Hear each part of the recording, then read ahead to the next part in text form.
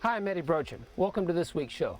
This week, my friends and I will be giving you an in-depth look into the exciting world of falconry. We want you to stay with us while we attempt to take upland game and waterfowl the old way with birds of prey, right here in the Great Plains of North Dakota. So stay with us for this high-flying, action-packed adventure.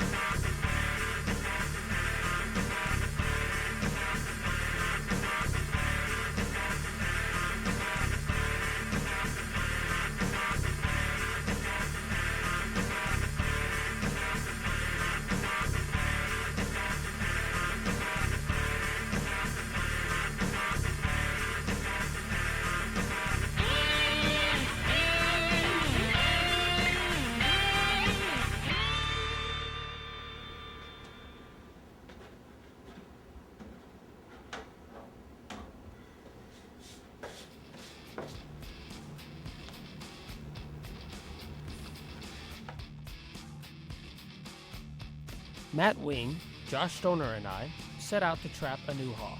The first trap set was not successful, but later that morning I set the trap in my backyard and trapped a beautiful young male, which we named Chase, also known as Maverick. November 14th, 2004. I decided it was time to begin training Chase to take fowl. I set up a put-and-take hunt to begin the process. I also felt that this was a good time to introduce the Maverick Cam, a wireless camera that Chase would wear in order for us to capture images in flight to get a feel of the bird's eye view of the hunt.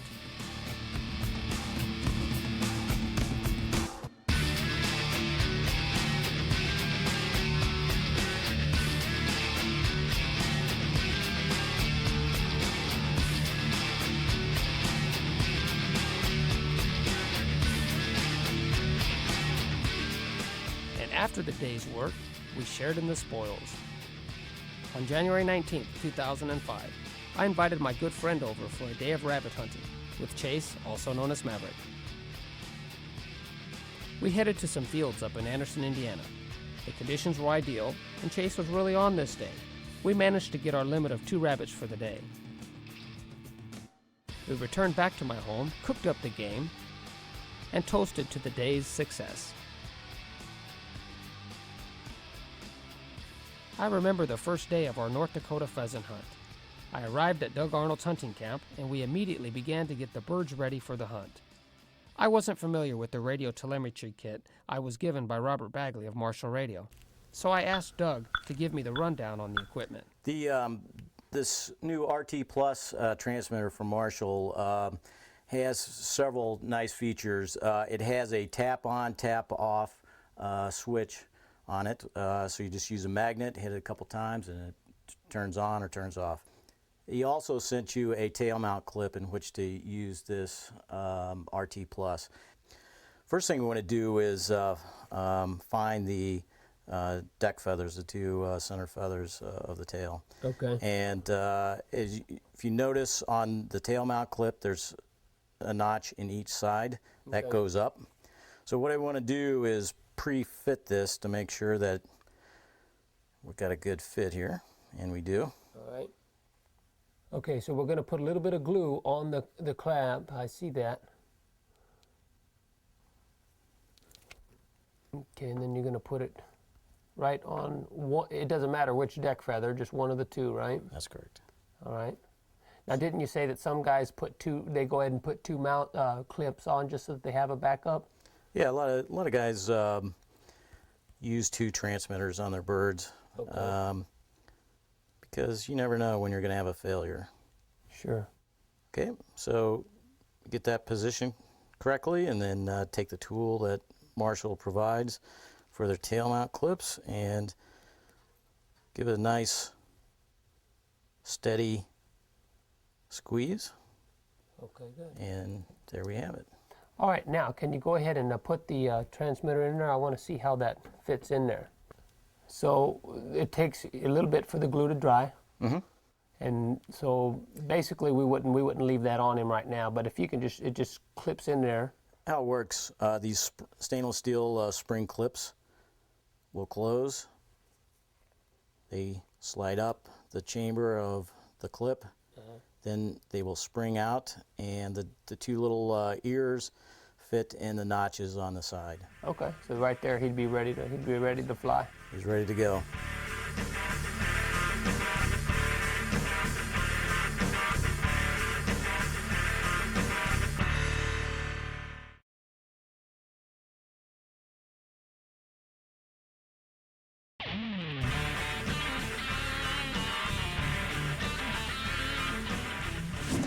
All right. Let's go get him. All right, let's go.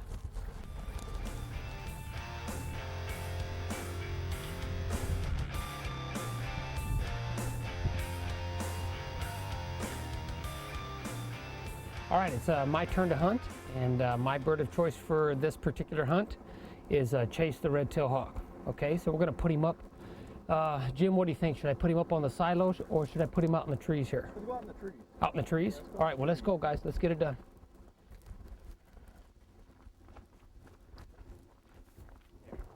See that tree right there with the snag on the outside? Go to it. Oh, he chose to go someplace else.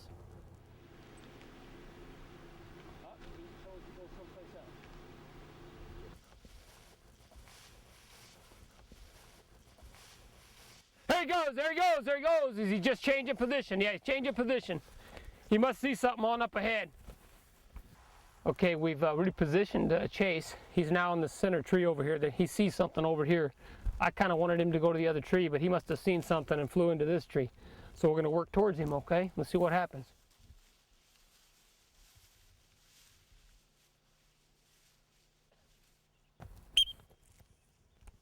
Come on! Come on. You know, I want you to move. I want you to move, all right? I have to bribe you all the time. I think this track is over. I think we got as many out of here as we're going to. We were unsuccessful at our first location, so we decided to move to a different spot with taller trees that would give Chase the redtail a height advantage. All right, Doe, what's the game plan? I think we should take your red tail and put it up in one of the trees down at the end there, and then we will work towards the bird. There's usually pheasants right here in the tree line. Okay, so. good. Maybe get one flushing to him. Maybe try to get an intercept. Get it running. Yeah. Okay. Yeah, towards the bird.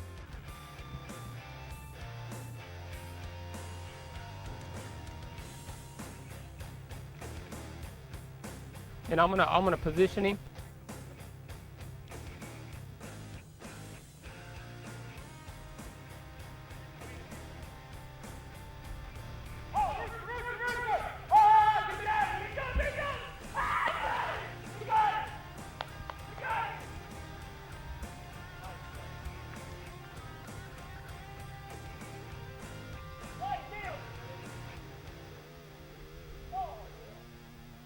Dude, that was awesome, guys. Did you see that? Yeah. Oh, man.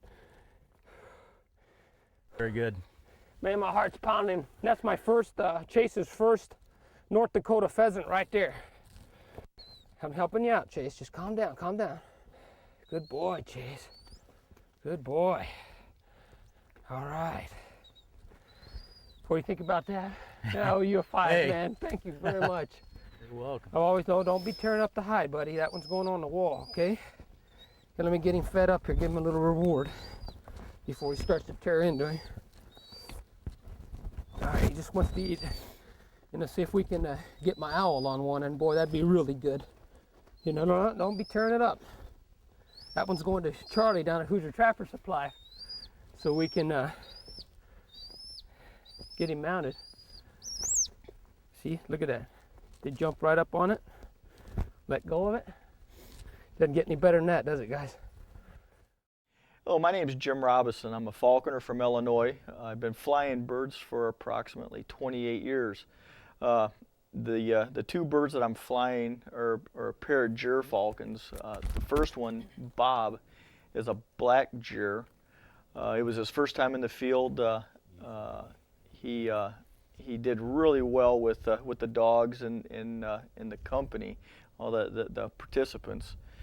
The flight, it went a bit long, but it was all in all, he came back, he performed well. That was a great first time out. You know, the little guy, he's never really been in a field with people and dogs.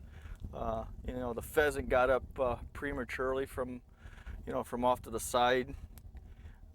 He was way out of position, but he had a great chase. He had a lot of time in the air. He came back. So like I said, you know, first time out of the bag, he did a great job. So you know, there's tomorrow now. So we'll see what happens. The second bird, Hannibal, he's a 3-year-old white male. He had an extraordinary flight on a hen pheasant. He's a veteran game hawk. He's a very nice bird. His manners. What else can you say? I mean, he's just a nice all-around bird. One thing that these birds do, that we do with these hawks, is they fly once a day. So you've got to sort of make it all happen at that time. Well, we had a very nice flight on a hen pheasant. He did well for his first time out this year, so I'm very pleased. Okay, Doug, you're up. Let's go. We're burning daylight.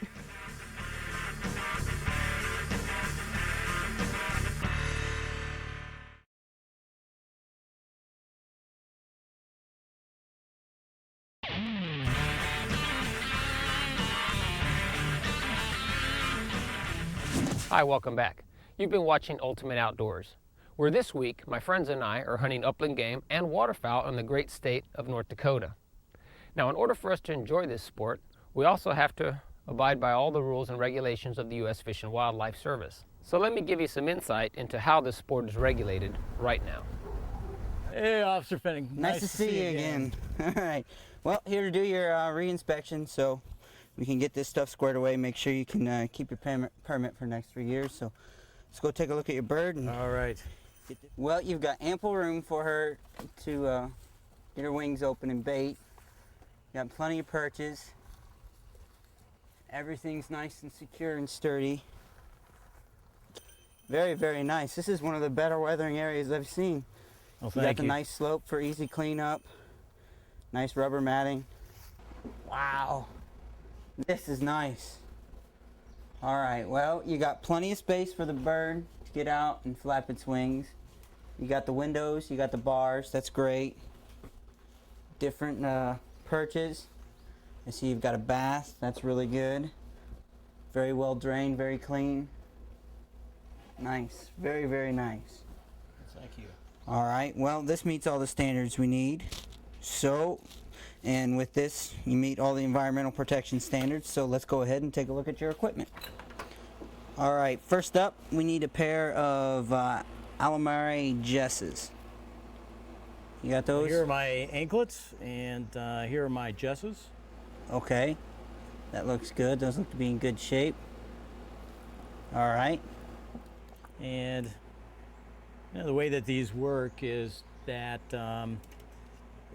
the anklet will come off, the removable, so in case you lose the bird, this anklet, you know, will come off at some point, and the jesses are you know, also removable. They come right out. All right, well, our next equipment, we need your, well, you've got the bath there, you got your outdoor perches. This is your gram scale. Yes. And it's, just turn it on and make sure that it's within the right parameters.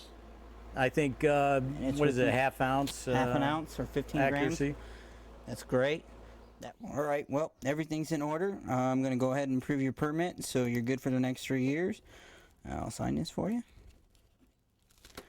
And there you go. You send that in, you'll get your license back. Hey, thanks so much. No Officer problem. Finney. No. See you again. Give me a call if you have any problems. All right, I will. When you're checking falconers, remember there are 3 different types. You have your apprentice. Your apprentice falconers can only have one bird. It can either be an American kestrel or a red-tailed hawk. Your general falconers can have up to 2 birds, so long as they're not endangered, anything other than an endangered species. And your master falconers can have up to 3 birds, and they can have anything on the endangered species list. I'm Doug Arnold. I've been a falconer for 30 years. To me, falconry is about the relationship, the bond that you can build with a wild animal. It's not about the take a game. It's about the aesthetics of the flight.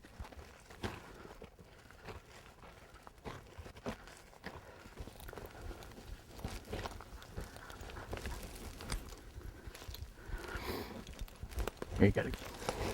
Let me go up there.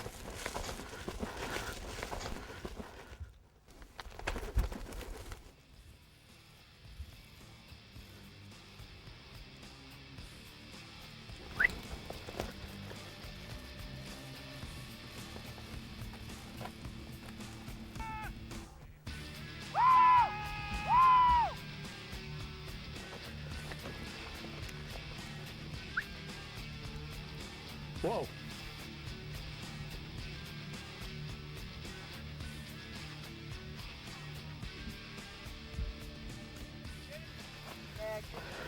Yeah. She may be a little pooped. This is her 3rd flight. So, we'll see.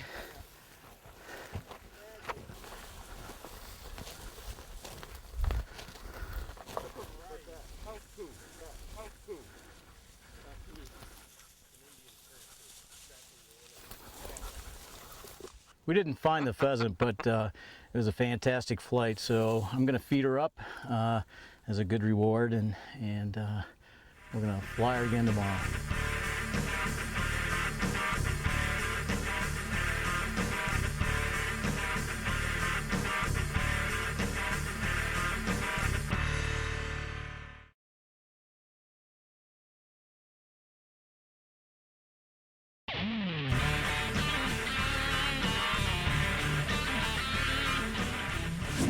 After 6 years of some of the best game hawking imaginable, I felt it was time to set Chase free.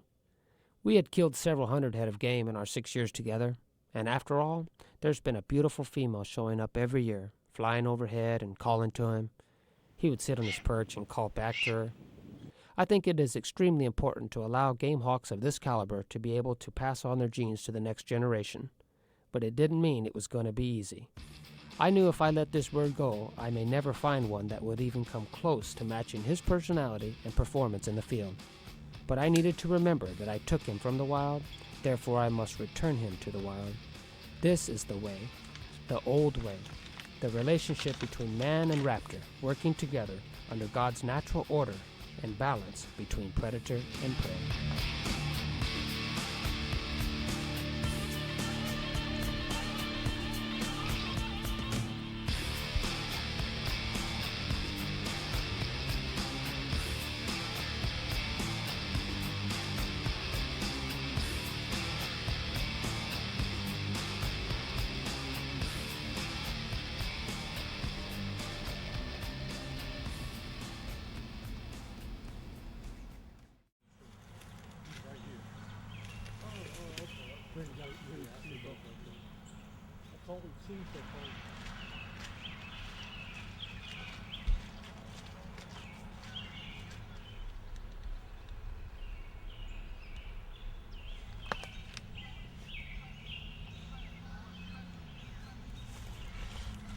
it like that.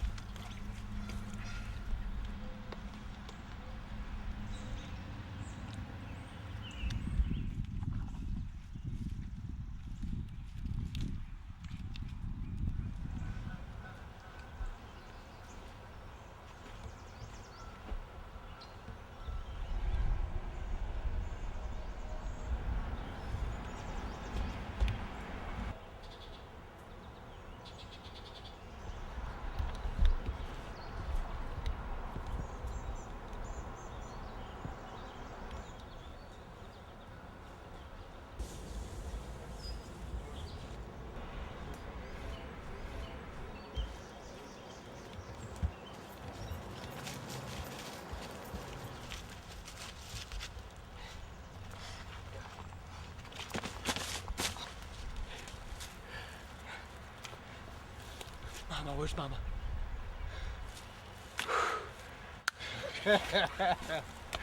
We got him. We got him. That's radar.